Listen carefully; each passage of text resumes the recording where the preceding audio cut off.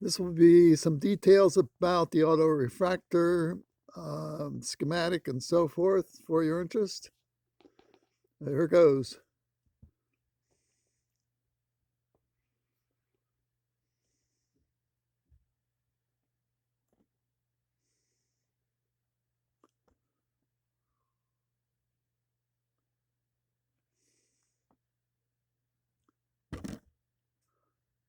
We were able to induce a normal accommodation. So normal uh,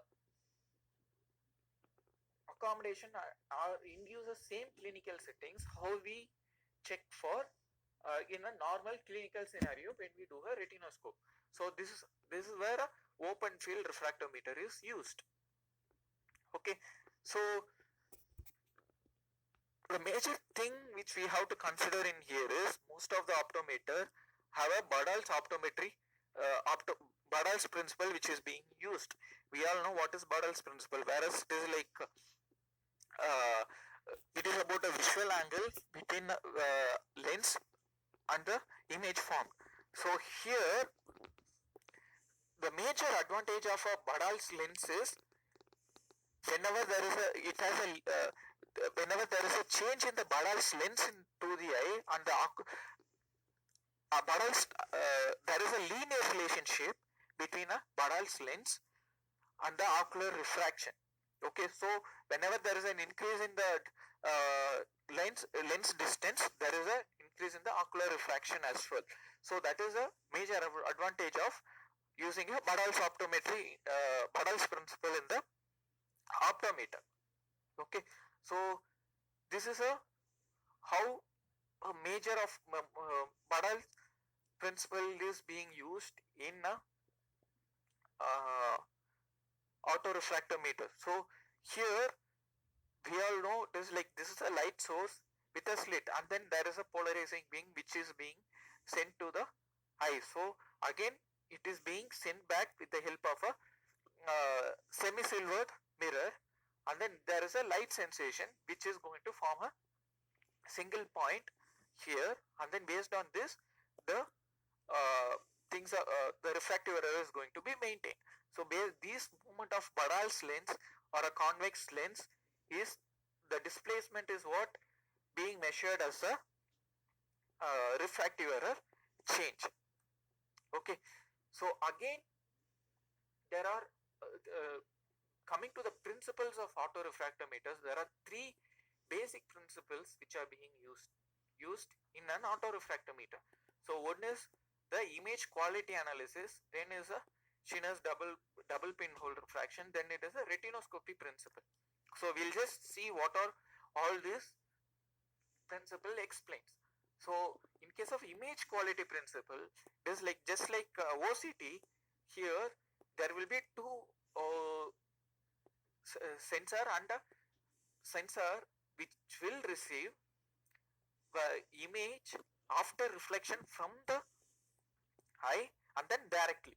So the difference between those two image qualities will be analyzed and then the refractive error will be uh, interpreted. Okay, so same thing. So it is like there will be a this is a normal signal which is directly being sent to a which is directly sent. So this is a light sensor which receives after reflection from the retina.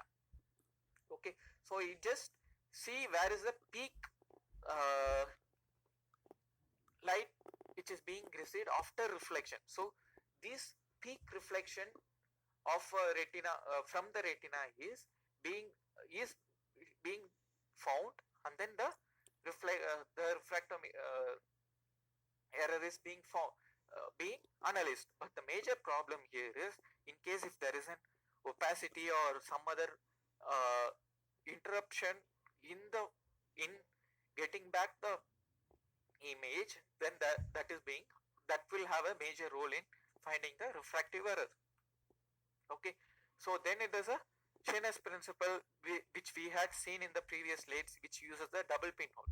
Okay, so in most of the uh, leading in recent autorefractors, instead of using a pinhole, or as I said before, they started using a double LED lights. Okay, so here those two LED lights will act as a light source which is passing through the pinhole. Okay, so here,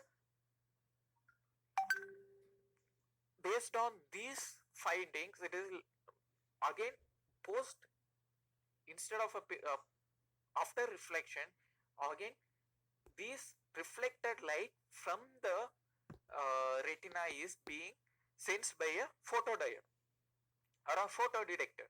So based on this, we find a refractive error. So basically here two LEDs are there instead of two dual pinhole, double pinhole. So here the light rays pass in and then they come back. So we use a semi-silvered mirror to reflect back the light which are coming from the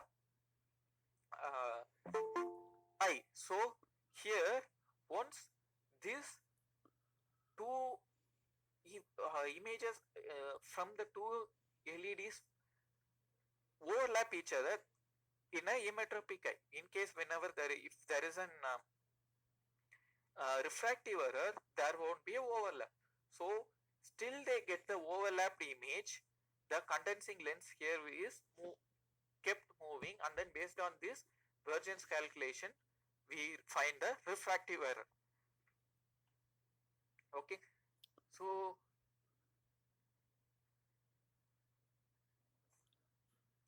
what in case of astigmatism? So in this case, what is being done is, here these LEDs are rotated and then they are being measured at different meridians to find the refractive errors. Okay, so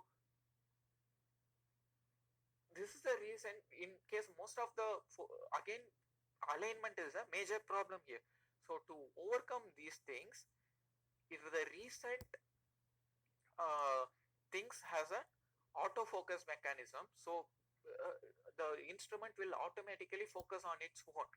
But still, when the patient or when the examiner uses this function, the examiner has to be clear, hold the joystick for is stable for a better results. Okay, so then comes the autorefractometer, which uses retinoscopy principle.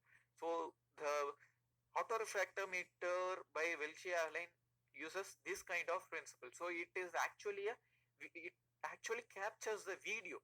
So what it actually does here is, so it is like, we all know how we see a reflex in the retina using a retinoscope. Okay, so it takes up the video, and then we all know higher the based on the variation in the refractor, the magnitude of movement varies. So these movements are, the magnitude of the movements were analyzed, and then we were able to find the refractive error. So what it actually, the principle behind this is the knife edge principle. So in case if they form a sharp focus, in case of emmetropic, the margins of a reflex on the retina is going to be have a normal reflex. So in case whenever there is a change in the refractive error, though there is a variation, this is what we analyzed here. Okay, so when you see here, there is a there is no knife edge focus, whereas when in this place there is a knife edge focus. So these are the things which this autorefractometer considers. Okay, again when it comes to meridional power, what is actually happened here is, there will be a, these images of refraction is being measured at different angles. So they measure both horizontal, vertical, and as well as the oblique meridians to make sure that, to find a maximum accurate refraction. Okay, so here it is like the vertical slits will calculate the refraction at the vertical meridian, oblique will calculate at a oblique meridian. Okay, so here thing is we should know it is like the diode or a photoreceptor which we are using is only one. So what is actually happening here is, so we are being measuring the instrument at different angles. So at the same, so we are supposed to measure the refraction at different axes. So what is happening here is, first it will measure the vertical, then the oblique, then the horizontal. So we will have a time gap between different.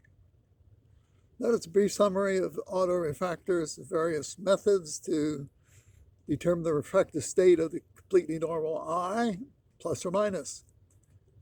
It'd be very useful to have.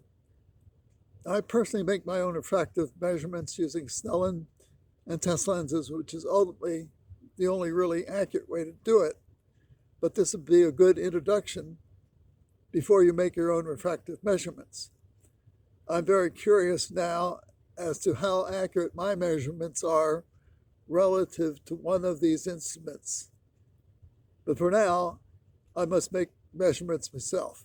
There is no other choice.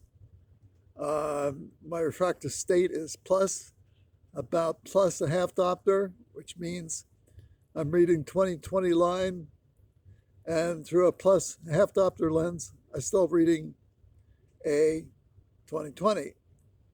That is a buffer. That's better than 20/20 or positive refraction. As long as I do that, I don't enter nearsightedness. In fact, to get out of it, I use the plus lens for close work to get my refractive state to change from a negative value, about 20/60 to 20/40, which would pass the DMV, and then on to positive refraction, which is a 20/20 with a buffer of half diopter. So I hope this clarifies some issues. It will certainly satisfy some of my curiosity about the instrument and how accurate it might be. Thank you.